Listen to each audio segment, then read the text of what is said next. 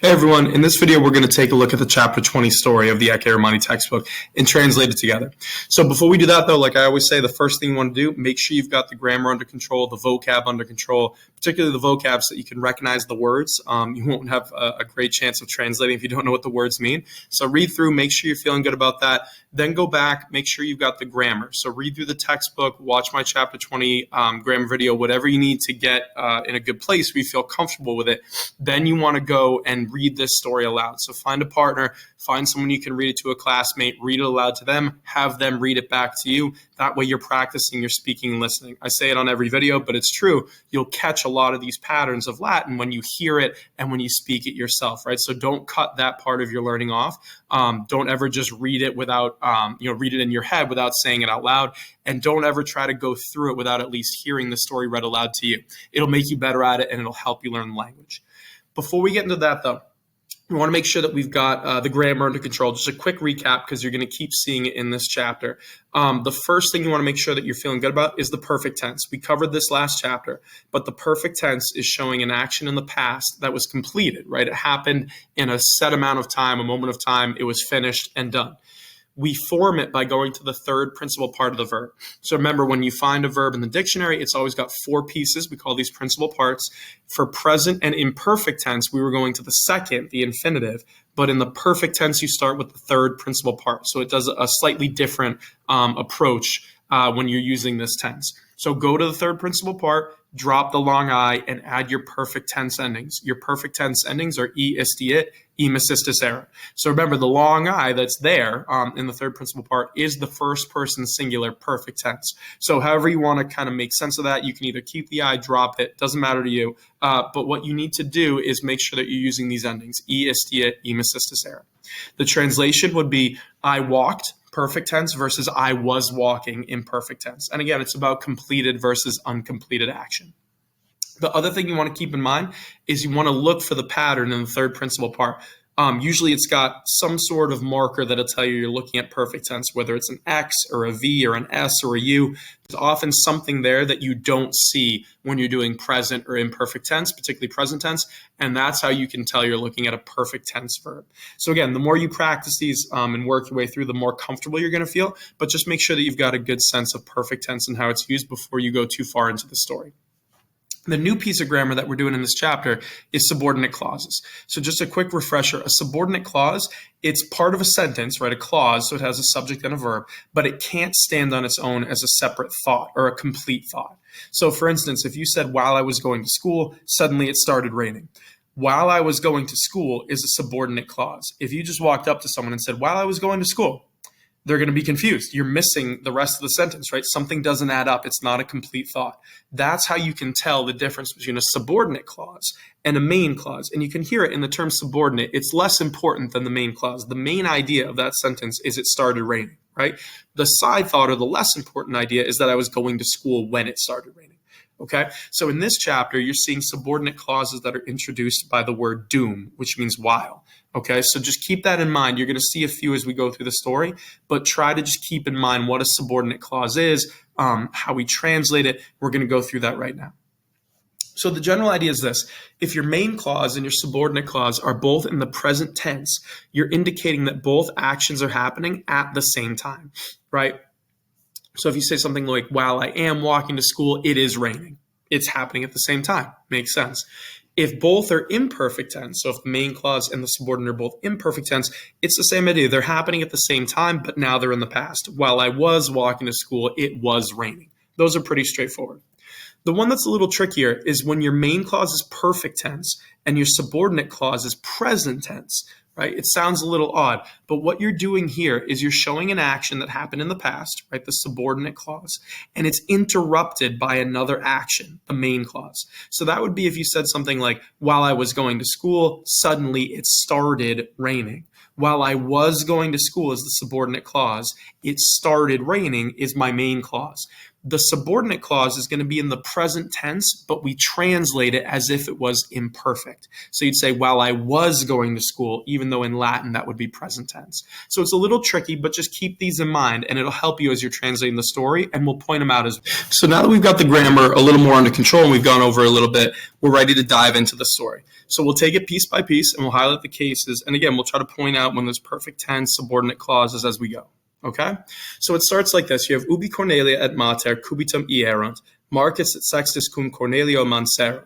So when ubi Cornelia and her mother, right, cubitum ierunt went to bed. So you remember in the last chapter 19, they went to bed and they didn't get dinner. So when they went to bed, perfect tense, notice it's ierunt, right? The erunt ending gives away perfect tense. So when they went to bed, Marcus and Sextus manserunt, they remained or they stayed, perfect tense. Cum Cornelia, with Cornelius, with the father. Cum Cornelio cenare et post cenam ad mediam noctem vigilare in animo habuerunt, nam omnia videre et omnia audire voluerunt. So you're saying, we're talking about Marcus and Sextus. In animo habuerunt is where you want to start. They had in mind, notice it's habuerunt. There's a U in habuerunt, which kind of gives away its perfect tense, and it has the erunt ending. So they had in mind, in animo habuerunt, meaning they intended or they wanted is kind of the idea. They had in mind to do what? We need infinitives to finish this thought. They had in mind cum Cornelio cenare, to dine, cenare, with Cornelius. That's the first thing they had in mind. And after dinner, post cenam, to stay up, vigilare, right? That's the second thing they intend to do, to stay up ad mediam noctem, to midnight. So their plan is to stay with Cornelius and eat dinner, and then after dinner to stay up till midnight. Why do they want to do this? Because nam omnia videre. Voluerunt is where you want to start. They wanted. Again, it's perfect tense because you have the erunt ending and the U in front of it. So they wanted to see, videre, that's the complementary infinitive. It finishes the thought of what they wanted to do. They wanted to see omnia, to see everything, and audire, to hear everything. So they're excited to be at the inn. They've never been there before, is kind of the implication, right? They want to see everything. They want to hear everything. They want to experience all of this while they can. So their plan is to stay up as late as they possibly can after they have dinner. Marcus, inquit, right? He says, Esurio pater, esuris ne tu quoque sexte? So Marcus says, Esurio, I am hungry, father, he says. Then he turns and he says, are you too also, quoque, esuris, are you also hungry? The any on esurisne means you're asking a yes or no question, right? So pretend it's not there. It doesn't have any meaning other than he's expecting a yes or no answer from Sextus. Sexte is vocative. So he says, are you also hungry, Sextus? Then you have ita vero, responded Sextus. So yes, truly, right? Indeed, ita vero, yes, responds Sextus. Semper esuritis tu et Marcus, exclamavit Cornelius. So always esuritis, you are hungry, and it's tis, so you all are hungry. And again, it's present tense because you have this tis ending. So always you are hungry, you and Marcus. So another way to say this is you and Marcus are always hungry. That's a perfectly good way to translate it too. And then you have Cornelius exclamavit. He shouted. Notice the V in front of the it and exclamavit. It's perfect tense. So Cornelius shouted, you guys are always hungry, right? You're always hungry. Then we have licetne nobis, inquit Marcus, hic cenare. So Marcus says or asks, licetne nobis, is it permitted for us? And again, the any on licetne means you're asking a yes or no question. So he says, is it permitted for us, dated for us, to dine, cenare, hic, here, meaning at the end. So Marcus says, is it allowed or is it permitted for us to dine here? Polisper tacebat pater, sed tandem esto inquit. So for a short while, the father, pater, tacebat, he was quiet. Right? And again, it's imperfect tense because it's over a period of time. It was in the past, but it's over a period of time. So use the imperfect tense. He was quiet for a short time.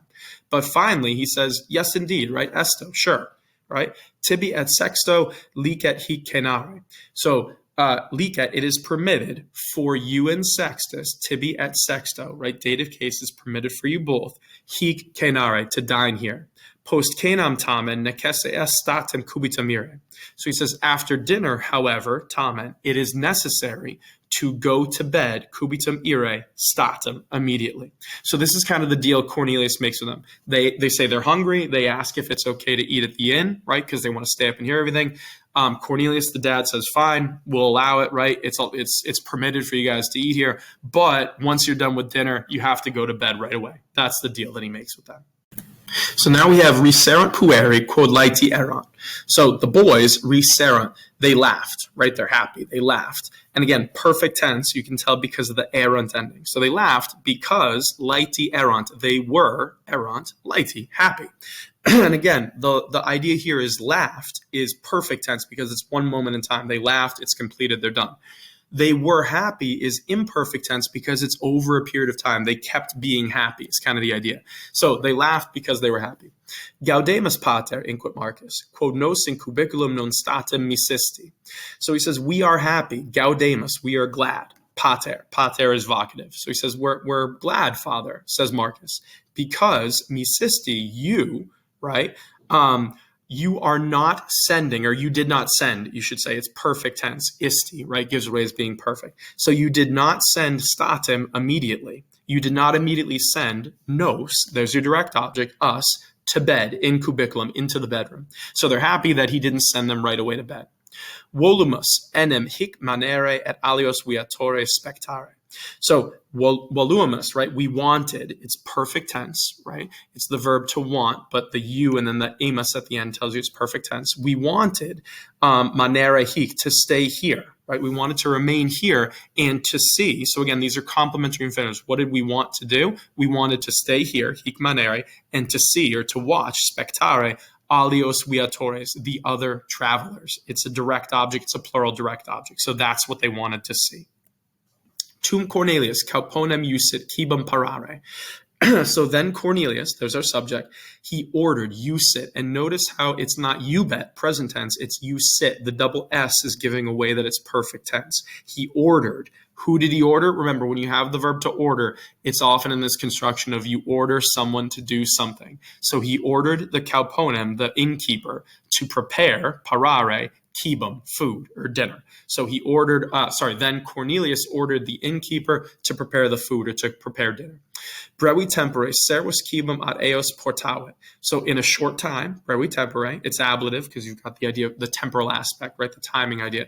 So in a short time, the slave, servus, portavit, carried the VIT. The V is telling you it's perfect tense. He carried, right? He carried cibum, food, ad eos, to them. So he brought food to them. Here we have our first doom clause, our subordinate clause. You have doom pueri cibum devorant, subito intravit miles quida. So doom is setting off your subordinate clause. So this is not the most important part of the sentence, right? The subordinate part. But you have while the boys, devorant, they are eating dinner. So devorant looks like they are eating, right? Present tense. But this is what we talked about in the grammar. When your subordinate clause is present, which it is here, and the main clause is perfect, which it is, subito intravit, right, entered, it's perfect tense. This is where you're showing an action in the past that gets interrupted by something else. So even though devorant is present tense, we would translate it imperfectly. You'd say, while the boys were eating dinner, suddenly, right, miles quidam, a certain soldier entered. Right? So this is the interrupting action, the main action interrupting the subordinate clause. Suddenly a certain soldier or some soldier entered. Cornelium attente spectavit. So the subject here is the miles quidam, right? Cornelium is the direct object. So Cornelius isn't doing anything. Something's happening to him. So he looked, spectavit, he looked at Cornelius closely, attentively, right? Attente. So he's really looking at Cornelius. And the soldier says, salve, vir optime, inquit. So the soldier says, inquit, salve, hello, vir optime, sir, right, good sir. He says, hello, sir. Salvete pueri, hello, boys, right? Vir optime and pueri are both vocative because that's what the soldier is calling them. Cur vos in hanc coponem intravistis. So why, cur, are you all, vos, there's your subject, intravistis, why did you all enter? Or come into, you could say. Why did you all come into hanc kauponem, this inn. So he's asking, why are you here, is basically what he's saying. Why did you come to this inn, or why did you enter this inn? Cur non ad villam hospitis istis. So why didn't you go? Istis, you all go. Known is the negation. So why didn't you go? Perfect tense, ad villam hospitis, to the house of a friend. Then he finishes his thought by saying, none tu es senator Romanus. Surely you are, present tense, a senator Romanus, a Roman senator. So what they're getting at here is a couple things. One, the soldier recognizes that Cornelius, Gaius, right, is a senator. How would he do that? Probably by the toga praetexta he'd be wearing. Right? So in all the images your book has shown and in their description, they're wearing togas, probably the toga praetexta. So he'd recognize and say, hey, you're a senator, right? You're someone important. He'd recognize him by the purple on his toga. The other thing that's going on here is the idea of hospitality that we talked about in class. So the general idea is if you were a Roman of any means, right, and had friends in different places, what you would do is you wouldn't stay at an inn. That's more of kind of a lower social class idea. You'd stay at the house of a friend. And the idea is if I'm traveling and I know my friend lives nearby, I would stay at that person's house. And then when that person comes traveling near me, they would stay at my house. It's the idea of reciprocity, right? And hospitality. So that's why the soldier is saying, why didn't you go to the house of a friend? The answer is simple. They didn't mean to be here. The carriage got stuck in the ditch. So they probably were planning to go to a friend's house, but their carriage falls into the ditch and they haven't been able to travel since. So they're stuck going to the inn. So they're hitting at a couple ideas here, but the soldier recognizes that Gaius is a senator. And again, it's probably by what he's wearing. So he asks him, he says, surely you're a Roman senator. Senator Romanus sum, responded Cornelius. So Cornelius responds. He says, I am a Roman senator, right? Senator Romanus sum, I am. Nos in hanc cauponam intravimus quod rida nostra in fossa haera immobilis. So he says, we, nos, there's your subject, intravimus, we entered into this inn, right? Hanc cauponam, into this inn. It's accusative because you're showing motion into. Why do we do it? Because rida nostra, our carriage, is stuck, hiret, in fossa, in the ditch, and it's immobilis, it's stuck motionless. And notice how he uses the present tense because the carriage is still there, it's still stuck in the ditch, right, in this present moment. In agris nocte manere nolebamus, sed nunquam antea in caupona pernoctavimus. So he says, we didn't want nolebamus, imperfect tense, we were not wanting, or we didn't want manere, to stay in agris, in the fields. Nocte means at night. Again, it's ablative because of the temporal aspect. In agris is ablative because you're showing position or location. They're staying in the fields. So he says, we didn't want to stay in the fields at night, right, because it's dangerous. But numquam antea, never before, pernoctavimus, we spent the night, or we did spend the night. So you can almost translate this as, but never before did we spend the night in caupona, in an inn. So he's saying, we've never spent the night here before. We're new to this because they're wealthy. They're the family of a wealthy Roman senator. So why would they stay at an inn? So he's saying we didn't want to stay on the road, but we've never been here before. Certe in agris pernoctare est periculosum. So he says, certainly, certe, it is dangerous, periculosum est, right? We've seen that phrase before. It is dangerous pernoctare, to spend the night in agris, in the fields. There we go with that danger element, right? You wouldn't want to spend the night in the fields or on the side of the road. You never know who's going to come along. So Cornelius is giving a quick recap of why they ended up in this inn. Tum miles, etiam in caupona pernoctare saepe est periculosum. So then the soldier says, is the implication. He says, also, etiam, or even, you could say, often it is, saepe est, periculosum, often it is dangerous, pernoctare, to spend the night in caupona, in an inn. So he says, yeah, you thought it was dangerous to spend the night in the fields. He says, often it's dangerous to spend the night even in an inn, right? Or also in an inn, meaning this can be equally as dangerous. Okay, just given who's there, you never know who's there, particularly if they know you're wealthy, you need to be careful, right? Cur hoc nobis dicis, rogavit Cornelius. So Cornelius asked, perfect tense, rogavit. He says, Cur, why, dicis, are you saying? So why are you saying hoc, this, this, nobis, to us? So he says, why are you saying this to us? Why are you telling us this, is kind of the idea. Esne hic caupo homo scalestis. So he says, is this innkeeper, hic caupo, a wicked man, a homo scalestis? So now Cornelius is a little bit on the defensive. He says, why are you saying it's dangerous? Is this a dangerous or a wicked innkeeper? De Apollodoro quid audivisti. So he says, what did you hear? Audivisti, it's perfect tense. What did you hear about Apollodorus? De Apollodoro. De is a preposition that takes the ablative case. So remember, that's the innkeeper's name. He says, what did you hear about Apollodorus? He's asking him, is he wicked? What do you know about this innkeeper? So now we're getting to the end of the story. And the soldier says, De Apollodoro nihil audivi, sed semper est periculosum in calpona per noctare. So he says, nihil audivi, I heard nothing, de Apollodoro, about Apollodorus. But semper est periculosum, it's always dangerous, per noctare, to spend the night in calpona, in an inn. So he says, I haven't heard anything in particular about this innkeeper, but it's always dangerous. Then he asks a question. He says, Vosne audivistis illam fabulum de calpone narratam?